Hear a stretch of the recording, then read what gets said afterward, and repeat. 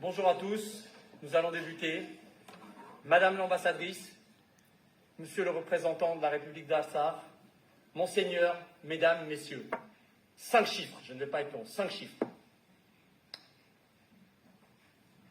123, 107, 3000, 5 et 300 000.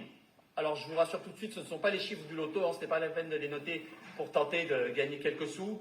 C'est à travers ces 5 chiffres que très rapidement, je vais planter le décor de cette conférence. 123. Cela fait aujourd'hui 123 jours que les 120 000 habitants, dont 30 000 enfants, de la République d'Artsakh sont soumis à un blocus aussi inhumain que criminel de la part d'un État terroriste dirigé par un dirigeant, c'est le cas de dire, qui non seulement martyrise son peuple, mais qui a élevé à la doctrine d'État, vraiment au-dessus de tout, la haine anti-arménienne. Et donc, à ce titre, Ilham Aliyev et ses sbires soumettent l'Artsakh depuis 123 jours à un blocus qui les coupe du monde. 107. Il y a 107 ans et 4 jours, dans ce lieu même, juste à côté, en Sorbonne, le président de la Chambre des députés, Paul Deschanel, a tenu un long discours dans lequel il dénonçait les crimes de masse qui étaient en train d'être commis en 1916, durant la Première Guerre mondiale, dans l'Est de l'Empire ottoman, dans l'Arménie historique. Les massacres de masse que bientôt on allait appeler génocide. J'en profite, il faut toujours rendre à César ce qui est à César, pour remercier Jean Ekian qui m'a donné cette référence. 107 ans après, qu'en est-il? Les choses continuent. Hier, c'était le génocide des Arméniens et des autres chrétiens durant la Première Guerre mondiale.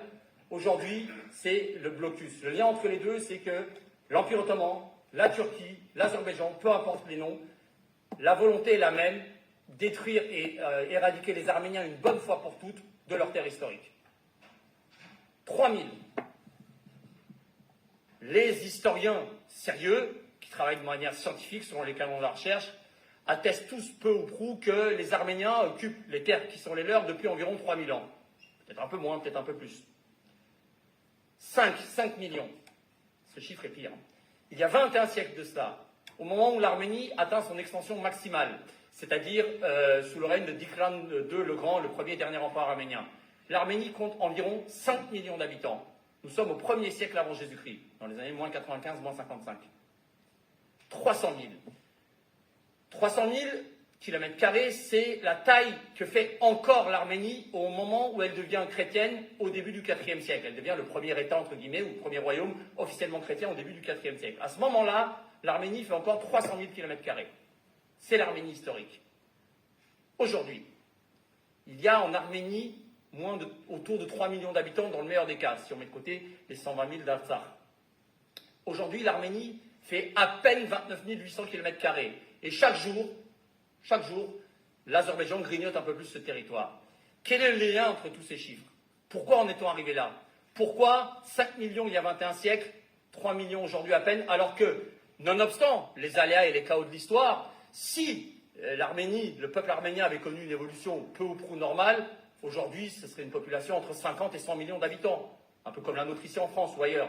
Non, 3 millions. La cause, c'est l'arrivée à partir du XIe siècle, ce n'est pas la seule, mais c'est la cause principale, des Turcs, d'abord sous le trait des Seldjouks, puis l'Empire ottoman à partir de la fin du XIIIe siècle, et puis le génocide de 1915, et puis jusqu'à aujourd'hui. En 1994, de façon un petit peu inattendue et miraculeuse, non seulement l'Arménie, mais l'Artsakh a réussi à libérer ses terres. Depuis 2020, là encore, tout s'est effondré. Les 2 tiers de l'Artsakh sont aujourd'hui occupés par l'Azerbaïdjan. Et surtout, comme je le disais il y a un instant, l'Azerbaïdjan, depuis, grignote chaque jour un peu plus le territoire de la République d'Arménie. Donc, par rapport à ça, pour terminer, quelques mots pour faire une situation générale. Je ne vais pas empiéter sur ce que vont dire les savants intervenants derrière moi. Qu'en est-il aujourd'hui? La Turquie et l'Azerbaïdjan, qui se considèrent comme, une nation avec 2 États, ont un calendrier très simple que seuls les aveugles ou les idiots ne veulent pas voir. Le but, c'est à terme, non seulement l'Artsakh, mais aussi le sunnique et un jour tout ce qui restera d'Arménie. C'est de tout enlever. C'est qu'il n'y ait plus un seul Arménien sur leur terre historique. Face à cela, il y avait un allié traditionnel, et allié pourquoi? Pas parce que les États aiment les États, il n'y a que des intérêts entre les États. D'autres bien plus célèbres l'ont dit. Il n'y a pas un gramme, ceux qui pensent qu'il y a un gramme de sentiments, non, ce sont des intérêts froids et durs. Donc la Russie, qui était un allié traditionnel, aujourd'hui ne refuse plus rien, non seulement à la Turquie, mais même à l'Azerbaïdjan. Les soldats azéris sont assez forts pour humilier des soldats russes. Pardon, j'ai dit turc, je parlais des Russes. Donc, au Tamporo, au Mores. Quant à l'Occident, qu'en est-il? Il y a 107 ans de ça, des belles paroles. Aujourd'hui, pareil. Il y a une amitié sincère entre les peuples arméniens et français, ça, il n'y a aucun doute. Beaucoup d'individus en France, des hommes politiques, sincèrement veulent aider. Mais au niveau de l'État français, au niveau du Quai d'Orsay, qui est un lieu de cécité absolue, on a l'impression, des belles paroles, mais jamais d'actes. Des millions d'euros d'armes, des milliards d'euros d'armes ont été livrés à l'Ukraine depuis un an. Pas une seule cartouche pour l'Arménie. C'est un choix, mais il faut l'assumer. Et les beaux discours ne changeront rien face à des tyrans comme Aliyev ou Erdogan.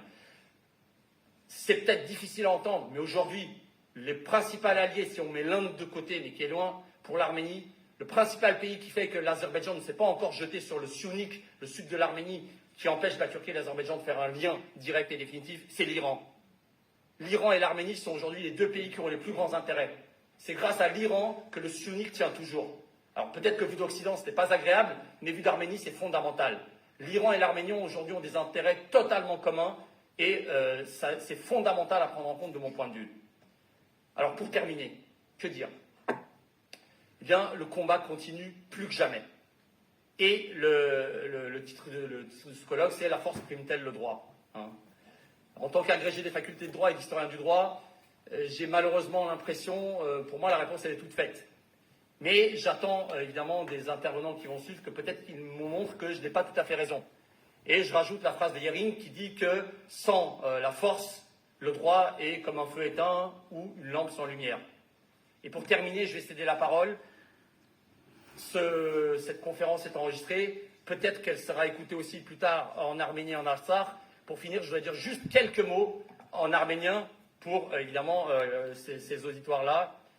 Սիրելի Արցախի քույրեր եւ եղբայրներ, ուզեցի այսօր, որ այս համալսարանի մեջ Սորբոնի համալսարանը, որ Ֆրանսիայի ամենամեծ համբավով համալսարանն է, Արցախի անունը լսվի, արձագանք ունենա։ Ինչու?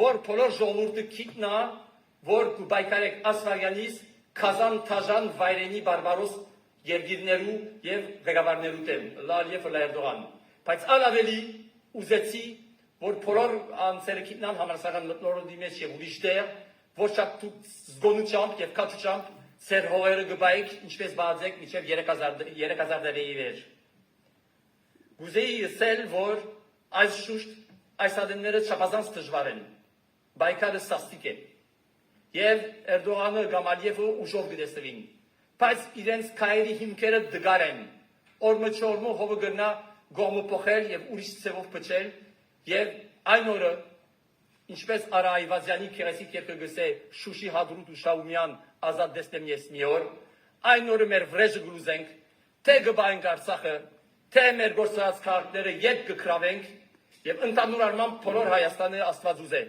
Ուրեմն հիմա ուզկսեմ գեցե ազատ անկախ Արցախը, գեցե մեծ միացյալ Հայաստան։ Շնորհակալություն։